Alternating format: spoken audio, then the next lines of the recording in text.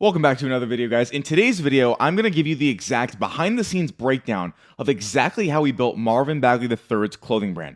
I own a company called Phantom Brands, and we create and grow brands for a lot of public figures. I'm breaking down the exact framework that we built to create his brand from scratch, okay? Get out a pen and paper, take some notes, and I hope you find this valuable. So Marvin came to our company because he wanted his own streetwear brand. Now, Marvin loves music. He's also in the NBA, but he absolutely loves music. So he actually has a record label, an entertainment company for himself and for other artists as well. And he wanted to create under that umbrella of 3-5 Entertainment a clothing brand. So he came to us and was like, hey, I have this idea and I want you guys to execute it. So we said, great. So the initial concept was to create a streetwear brand that he can wear to games, that he can lounge in, that he can, give to all of his friends and also make money on, of course, that is under this record label. Now, in terms of the brand vision, right? Because we have to start with the foundation, which is what we call the brand vision. And this applies for every single client, but I'm going to give you the specifics on Marvin, and you can take it on your own business and apply it there. We start with 3 pieces of brand vision, okay? We start with aesthetic, as in how it's actually going to look. We start with meaning, as in the deeper meaning of the brand and the clothes and the designs. And then 3, positioning, right? How are we going to market the brand? How is the brand going to be perceived by customers? And how are we going to drive sales and align it with the target audience? So let's start with brand aesthetic. And by the way, every single client that comes on board, we give them an onboarding sheet, we do onboarding calls, etc. And we really want to figure out what is their fashion sense? What do they currently like to wear and why? So we can replicate it and take bits and pieces that they like and create their own. And on the creativity scale, 1 being really simplistic, 10 being very abstract, he lands at about a 3 or 4. Not a crazy design guy. He just likes cool pieces. He likes Nike tracksuits, but he also likes some streetwear designs as well. So we put him at a 3 or 4. Minimal, sleek, cool, can wear it to the game, can lounge in it, can run some errands in it, can wear it on the team plane, etc. Now, in terms of brands that we're going to emulate and take pieces from, he liked Full Hearts, Chrome Hearts, Nike, Rude, that sort of vibe. Like, he really liked the tracksuit from Nike that's very simple, but he also liked a graphic tee from a Full Hearts. And we're going to take those bits and pieces from each brand to build the aesthetic foundation, okay? Now, in terms of color schemes, we'll zoom in a little bit more. Red, black, and white, right? We always want to have 3 main core colors around each brand initially. We can expand and get a little bit creative down the road, but when we're just starting a brand and when you're just starting a brand, you want a couple colors as your foundation. And what's also really important to note is in the brands that he likes, right, that we're taking inspiration from, we're looking at their fonts, their color schemes, obviously, the garments they use, the designs they use, the logos, the branding, all of it. It's really going to help us with our blueprint of how we're going to build this brand. Now, in terms of meaning, because that's very important for a brand, right? You obviously have your designs that can drive sales, but people want a deeper meaning. They want a deeper purpose in what a product means, what a brand means, what's the story, can I relate to it, does this make sense for me, are they talking to me as a consumer? And so we dive into that with brand meaning, okay? Now, he's a Christian. One of his favorite sayings for a very long time has been dream, which is Jesus rules everything around me. And it's also faith over fear, right? Very Christian-based, very empowering, etc.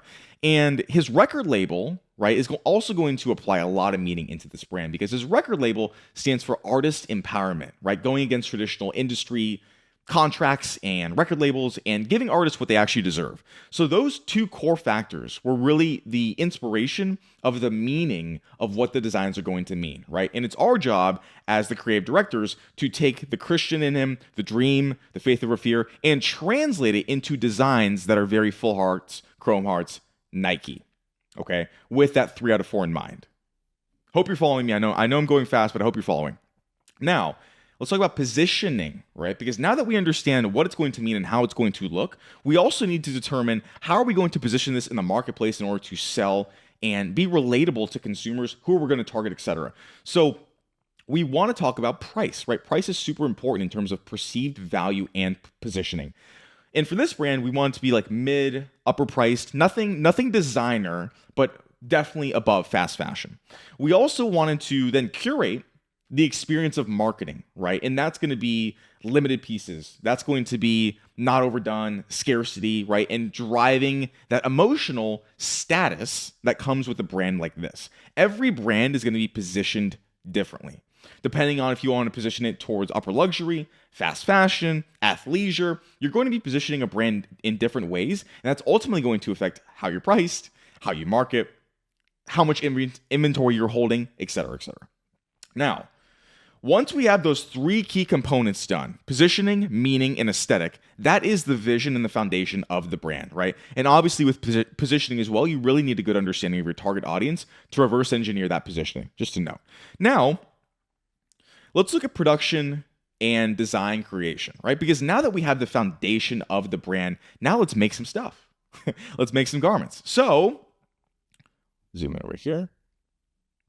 We start with the artwork, the designs, the logos, the fonts, the color schemes, with all of that prior information in mind. So we do revisions with our clients, etc. And like I said before, for artwork and designs, that's taking his symbolism, his deeper meaning, his faith, all of those things that are really important to him, and translating the designs in a way that align with his fashion sense. That's exactly what we do. Now, in terms of actual garments, like the actual product itself, we're going to be looking at what his favorite brands carry, right? It's sweatsuits, it's hoodies, it's tees, and we're going to take that artwork, the logos, the designs, the fonts, the colorways that we've created and revised through knowing his brand foundation onto aligned garments for the brand. For example, right?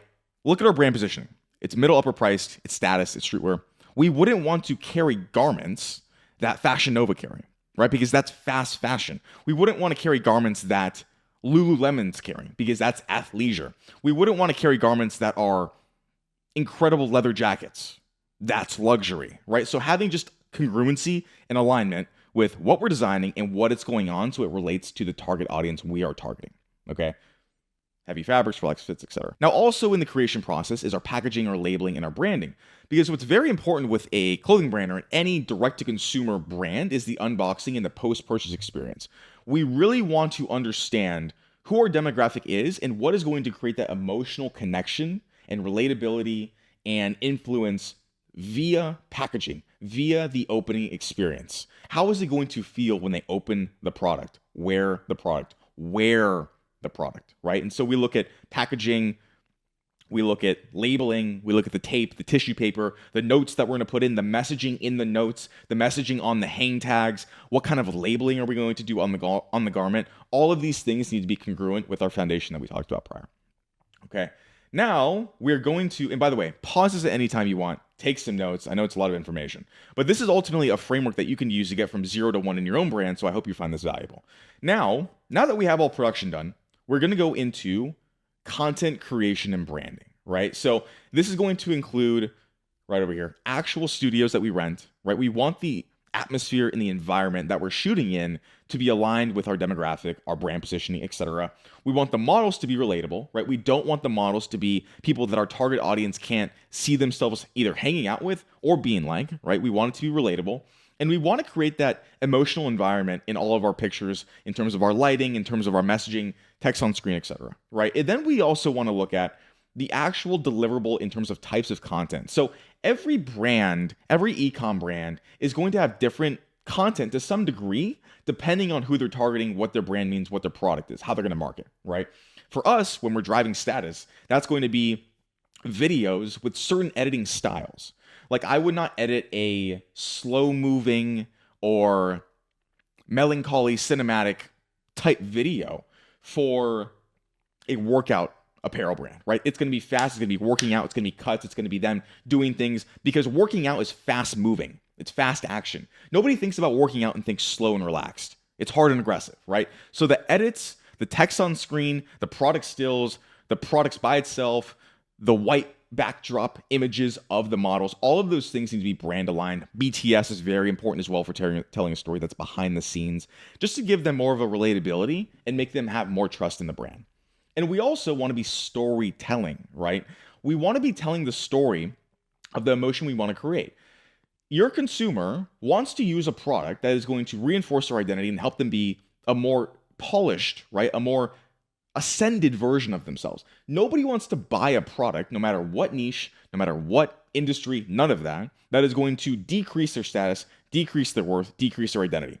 We're all looking to transcend in some way or another. We're all looking for aspiration. We're all looking to become somebody better, right? We do that via storytelling in our imagery, videos, products, okay? That is the content piece in the branding side of things. Now, step 4 in the 0 to 1 process is going to be the online presence. Now, this is essentially the storefront, right? I don't know why that happened. But this is the storefront on the internet. So you want to make it look great, right? And we also need to align with our pricing, with our demo, etc. So website development and creation, just making sure that's very sleek and polished for this brand specifically, and making sure that our content is also going to be aligned with our pricing, our status driven, etc. All that's very important. So user experience, matches demographic, brand congruency, the apps on your website, the imagery on your website, the flow of the website, the experience. It's your online store. You want to make it look very aligned. This also includes social media branding, right? This goes without saying, but you need socials and you need them to be branded appropriately for your demographic, okay? So that's going to be the content we post, the timing of the posting, the copy in the post, how our bio looks, how our social proof looks. All of those things are very important to drive brand, right? And this is all pre-launch. This is 0 to 1, okay? The content, the copy, the brand matches, etc. So that is the entire 0 to 1 process that we take all of our clients through. In this example, it was for Marvin Bagley. He's an NBA player on the Wizards. But use this method to work backwards with your existing ecom brand, whether it's clothing or whatever, right? You need to understand, how is the product going to look? What is the deeper meaning of the product, the story, and how are you going to position it in the marketplace? And then from that information of who you're going to be targeting, you create the actual product, you design the product, you design the logos, right? And then you can create content around that experience that in then turn drops down into your online presence, your storefront, how you're going to be perceived from the consumer's perspective with your pricing, with your website, with your content, with your socials, etc., so that you can grow a fantastic brand that makes sense, it's relatable, and people want to buy and is valuable. So that's everything from A to Z in terms of a 0 to 1 process in a very, very high level overview. I'm sure in another video, I'll do the 1 to 2, which is actually growing, marketing, scaling, etc. If you want more information on brand building, how to create a business, how to create a service, etc., make sure to hit that subscribe button, drop me a comment. I have a newsletter that drops every single day with a bunch of free value. And thank you for watching.